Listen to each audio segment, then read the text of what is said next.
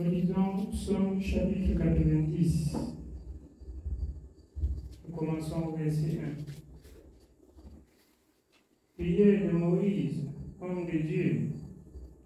Seigneur, tu as été pour nous un refuge, de génération en génération. Avant que les montagnes fussent nées et que tu eusses créé la terre et le monde, d'éternité en éternité, tu es Dieu.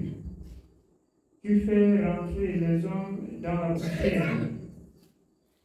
Et tu dis, Fils de l'homme, retournez, car 1000 ans sont à tes yeux comme le jour d'hier, quand il n'est plus, et comme une veille de la nuit. Tu les emportes semblables à un songe, qui le matin passe comme l'herbe. Elle fleurit le matin et elle passe. On la coupe le soir et elle sèche. Amen. Alors, la prière de Moïse à l'Éternel. Moïse bénit l'Éternel.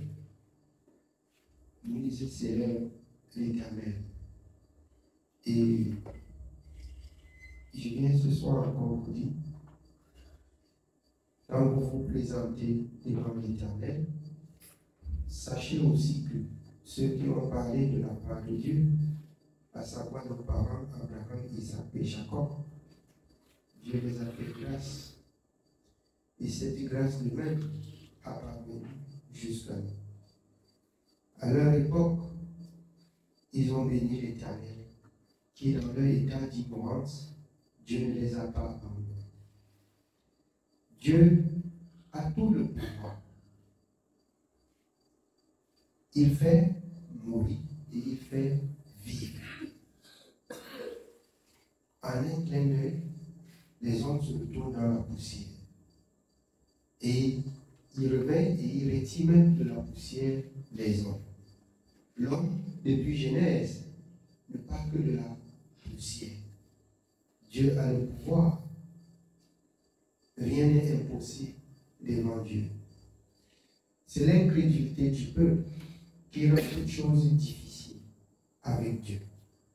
Tout est possible avec Dieu. C'est l'incrédulité du peuple qui fait voir des choses impossibles. Tout est possible avec Dieu. Alors Moïse, dans ce cantique à l'Éternel, il dit que 1000 ans est comme un jour à l'Éternel. Il fait ce qu'il veut. Ce qu'il a fait au temps ancien, s'il veut l'opérer, à l'heure où nous parlons, il le fait encore. Il ne voit pas que ça a duré.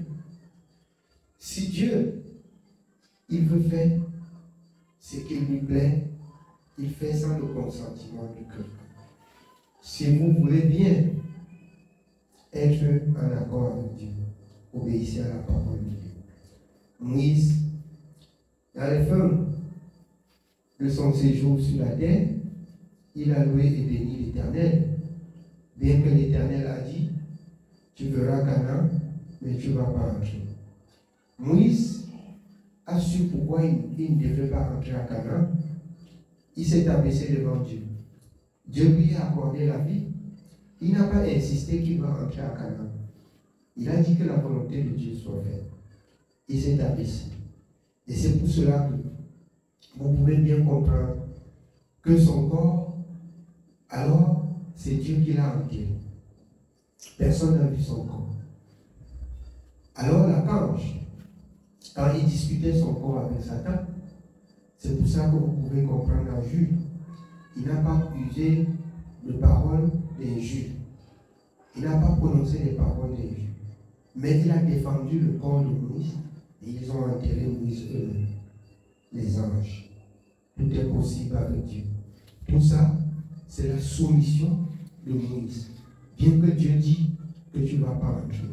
Aujourd'hui, quand Dieu soumet les gens selon le péché, quand Dieu les soumet, ça devient la rébellion, ça devient encore l'incrédulité, ça devient encore alors le libertinage dans la liberté du péché.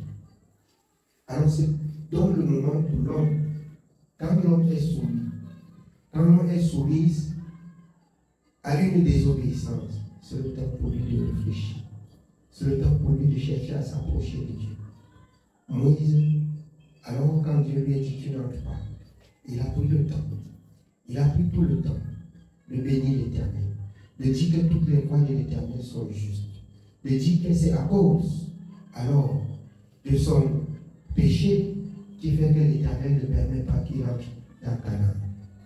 Alors, il n'a pas accusé ceux qui étaient au plus de lui, bien que ce soit les enfants d'Israël qui le poussent à la désobéissance, qui le poussent à la colère, et que Dieu par la suite punit son péché. Vous voyez toujours les gens autour de vous que c'est elle qui m'a fait pécher.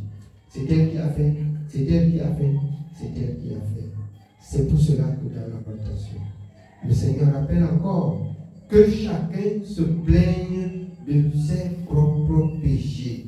Si tu pouvais laisser de voir les gens pour te voir toi-même, tu auras moins de problèmes. Tu auras moins de problèmes.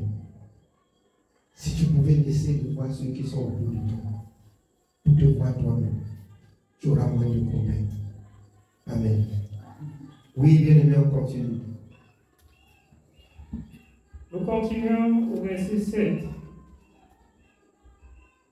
Nous sommes consumés par ta colère et ta fureur nous épouvante.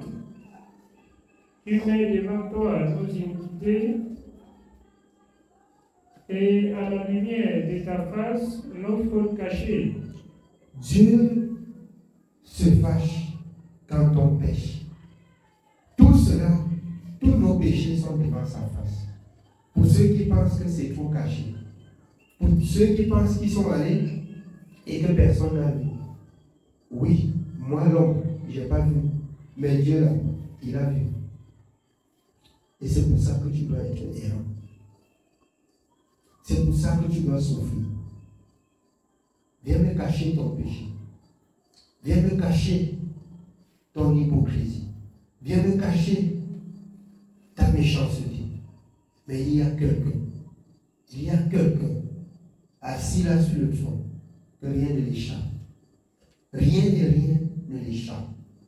Tu caches, il rebondit à la surface. Il retourne à la surface. Il présente à la vue de sa lumière. Et ta souffrance, tes gémissements de tous les jours. Tant. Oui, bien aimé. Nous continuons au verset 9. Tous nos jours disparaissent par ton courroux. Nous voyons nos années s'évanouir comme un son. Les jours de nos années s'élèvent à 70 ans et, pour les plus robustes, à 80 ans. Les gens meurent désormais jeunes. C'est pourquoi? C'est le péché. Quand vous retournez dans Genèse, les gens ont vécu plus de 900 ans. C'est pas ça? C'est le péché. Nous voyons nos jours s'évanouir. Les plus vaillants partent jusqu'à 80 ans. Les gens meurent à 70 ans. Aujourd'hui, les enfants meurent. Où est Dieu?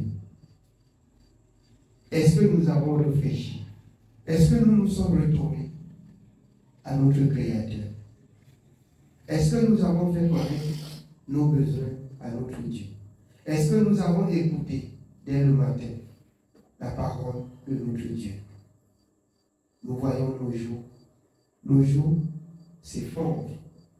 Et les jeunes meurent, les enfants meurent. Et on se lamente. Et puis, on ne retourne pas à l'Éternel. C'est un défaut. C'est un défaut. Le monde est tout entier.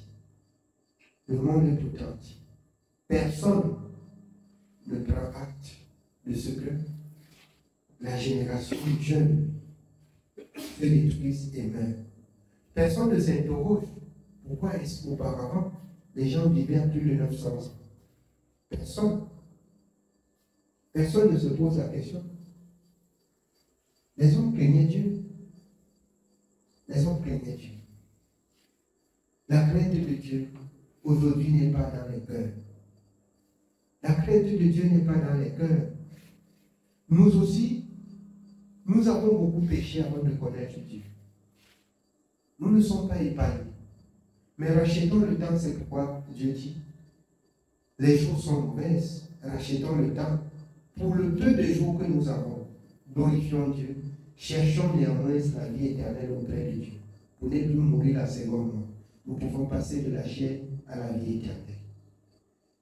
Si les jours sont réduits tels que la parole dit, cherchons à avoir la vie immortelle dans le royaume de la vie, qui est le royaume des cieux. Amen. Oui, bien.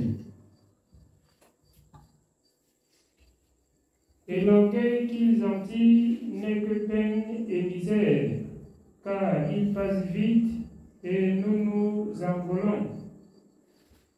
Qui prend garde à la force de ta colère et à ton courroux selon la crainte qui t'est due. Enseigne-nous à bien compter nos jours, afin que nous appliquions notre cœur à la sagesse. Enseigne-nous à bien faire quoi, compter nos jours? À bien compter nos jours. Si tu veux compter tes jours, rentre dans la parole. Vois les jours de tes parents. Vois les jours de tes prédécesseurs. Vois les jours de ceux qui ont servi avant toi. Regarde comment ils ont servi. Ça, c'est mieux compter tes jours. Et marche comme ils ont marché. C'est ça dans Éphésiens 5. Marchons comme ils ont marché. Ça, c'est mieux compter nos jours. Amen. Oui, bien aimé. Au verset 13, reviens, Éternel, jusqu'à quand? Aie pitié de tes serviteurs. Rassasie-nous chaque matin de ta bonté et nous serons toute notre vie dans la joie et l'allégresse. Réjouis-nous autant de jours que tu nous as humiliés, autant d'années que nous avons vu le malheur. Que ton œuvre se manifeste à tes serviteurs et ta gloire sur leurs enfants. Que la grâce de l'Éternel, notre Dieu, soit sur nous. Affermis l'ouvrage de nos mains, oui, affermis l'ouvrage de nos mains. Amen. Amen. Que Dieu soit béni. C'est béni pour ce soir. Que le Seigneur nous bénisse.